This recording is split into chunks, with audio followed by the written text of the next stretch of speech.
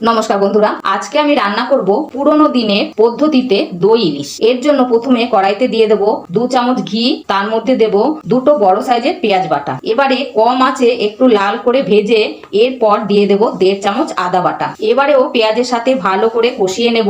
এখন এখানে নিয়েছি ফেটানো টক দই 250 গ্রাম। এই ফেটানো টক দইয়ের সাথে ঘিয়ে ভাজা পেঁয়াজ আদা বাটা দিয়ে ভালো করে মিশিয়ে নেব। অবশ্যই পেঁয়াজ আদা বাটা ঠান্ডা করে নিতে হবে। এরপর দেব আন্দাজ মতো নুন, ঝাল, লঙ্কা গুঁড়ো।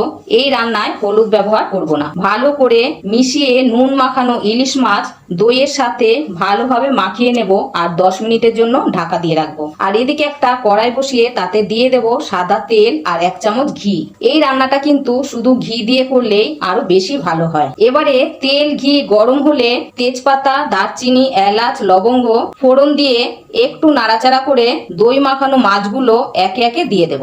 এই সময় আঁচ একেবারে কম করে দিতে হবে। এরপর সমস্ত মশলা মেশানো দইও দিয়ে দেব।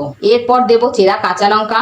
এবারে ঢাকা দিয়ে দেব 10 মিনিটের জন্য মাঝারি আঁচে। 10 মিনিট পর ঢাকা তুলে ঝোল একটু ঘন হয়ে এলে দিয়ে দেব স্বাদের জন্য 2 চামচ চিনি। এরপর দেব কিশমিশ। এরপর 2 চামচ পোস্ত ছড়িয়ে আর 1 চামচ ঘি দিয়ে নামিয়ে নেব। তৈরি হয়ে গেল একেবারে নতুন স্বাদে দই ইলিশ রান্না। ধন্যবাদ।